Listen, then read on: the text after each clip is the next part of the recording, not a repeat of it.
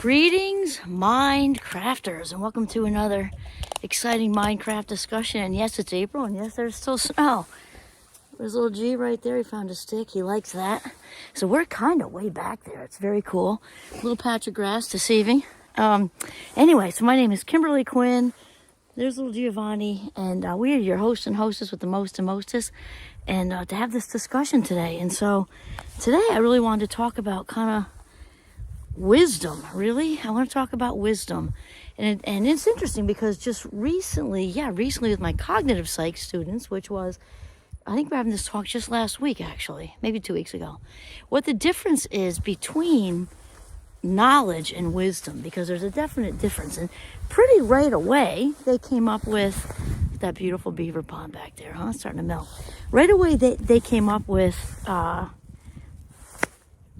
knowledge is, they said books and libraries and information and facts and all kinds of things like that, and how you can acquire it and store it, and whereas wisdom, we certainly acquire it and store it in long-term memory, right? But they kind of were tiptoeing like it has to do with age, and then I said, can a 4-year-old be wise? And they said, well, yeah, especially if it involves creativity, because that actually can sadly get lost later, which I thought was a really good answer. I was kind of very proud of them for critically thinking about that, because mostly I think we think of Yoda, and my dear friend Dr. Dave, that's his nickname, and it fits as the wisdom conversation for sure. He oozes wisdom out of every pore.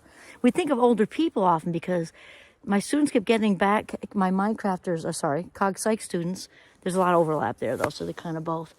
That life experience is a lot of it. And here's the other thing. You know, Wayne Dyer brings up a good point, because wisdom is not just one descriptor for wisdom, right? Wisdom is largely also about thought selection, because we don't always get that till we're in our midlife, and maybe we're in the late fall of our life, the early winter of our life, that sort of thing. Because it's wisdom, one big, huge, gigantic component to wisdom is thought selection and knowing.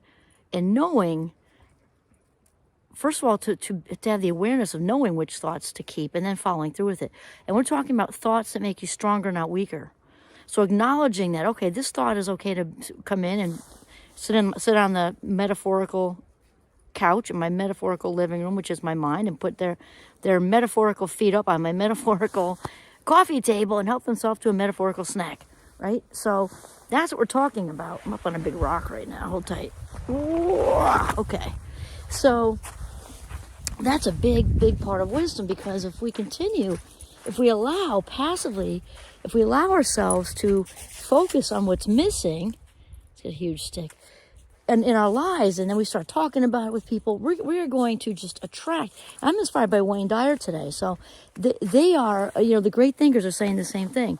So a wise person is going to acknowledge, and we're saying nobody's perfect, so we say the high majority of time, the wise person is going to become aware pretty quickly of this thought, cycle isn't working, or if we sort of encounter a bunch of negative Nellies, we get out of dodge of that real fast. We're not talking about, a best friend whose heart's broken, having a heart-to-heart with you and the real deal. No, we're talking about all the petty crap that goes on all day.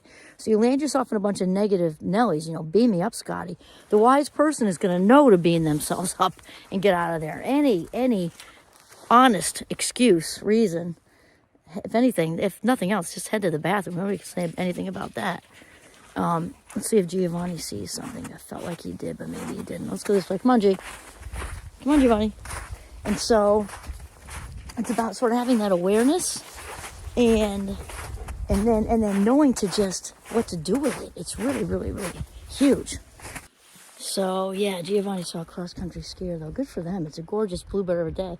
They must be walking in between. It's just kind of like typical spring skiing weather. It's like patches of grass, lots of snow, small patch. Good for them. So anyway, all right, so we're talking about the wise person being really good at thought selection. We didn't say perfect, we said really, really good. Because we become hyper aware of, okay, that's not working for me, it's not going anywhere. And they're also aware that negative emotion leads to negative experiences. That's just how it works. And also positive emotion leads to positive experience, and that's how it works. And so the wise person has really, really, really gotten sort of incredibly, incredibly good at that.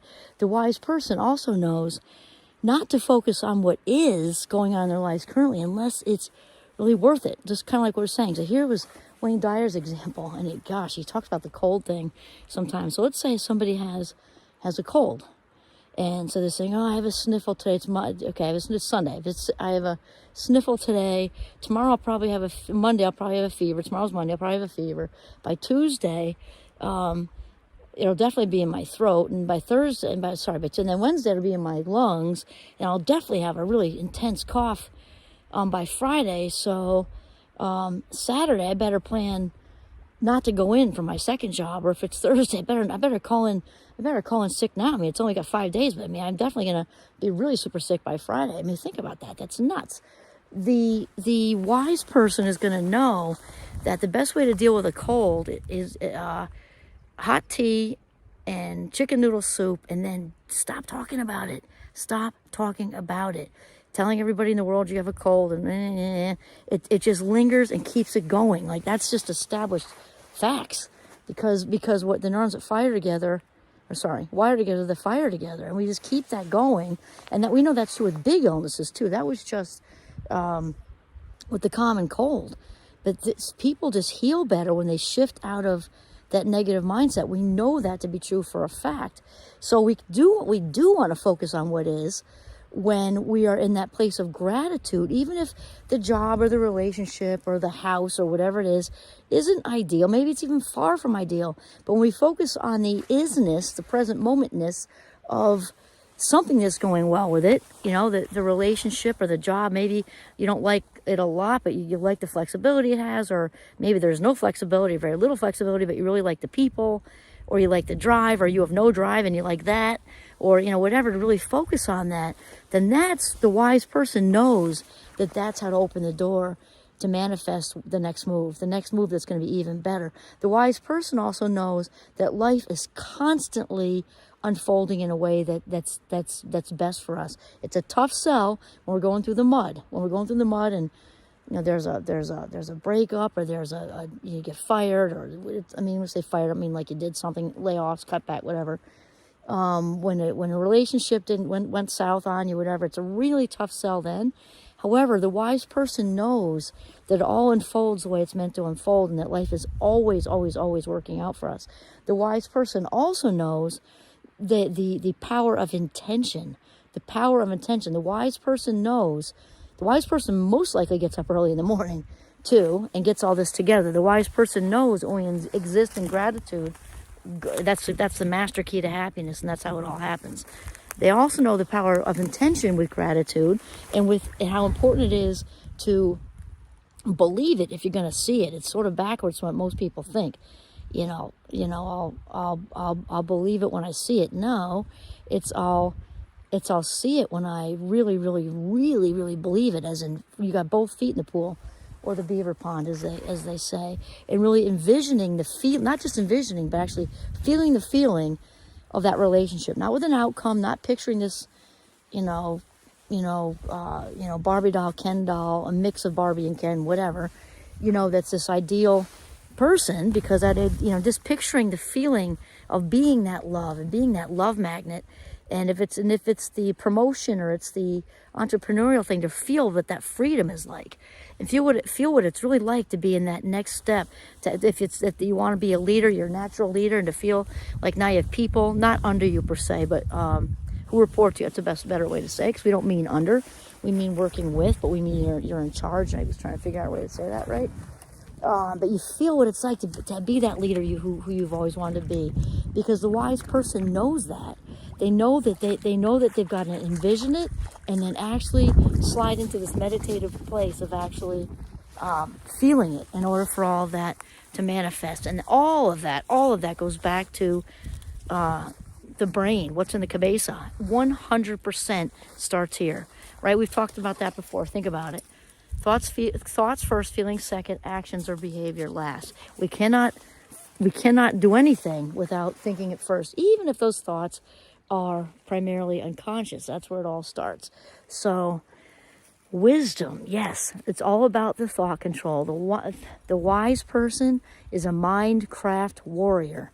And they get that they're the gatekeepers of their own mind, and that they're also very present moment oriented. They also realize that, and like we're talking about with the thought selection thing, and this would be included in that, they know better than to reside in the past, because they know that old memories are attached to old emotions, and they know that if they allow those to surface, that the old emotion attached to those comes with them, kind of like a barnacle on your ass. It just kind of, on the ass of the memory, just comes back, and then all of a sudden, that thing from 2004 is right back, and how come I feel regretful and guilty or whatever? Well, because you brought the memory, you pulled it off the shelf, you opened it up. It's kind of like opening a bad file in a computer. You just open it up to all the viruses, and what are you doing? So the wise person gets that. The wise person gets all of it. The wise person understands that it's best to leave that where it is, and it was Helen Watts, Wayne Dyer talks about, with the whole analogy of the boat and the wakes, but you're driving in a speedboat forward, right? And forward with energy, lots of energy.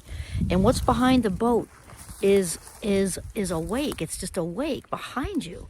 And that wake is just all the life you've already lived, all those life minutes that have brought you to where you are now and created all that wisdom of where you are now, right? And it's behind you. That's the key point of the whole metaphor, picture, is it's behind you.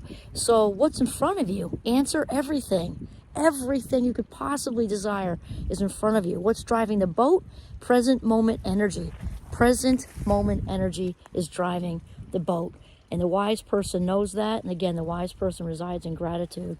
Okay, there we go. What wisdom is and how it differs from knowledge. This is Kimberly Quinn and Giovanni. There he goes, with this gorgeousness behind us.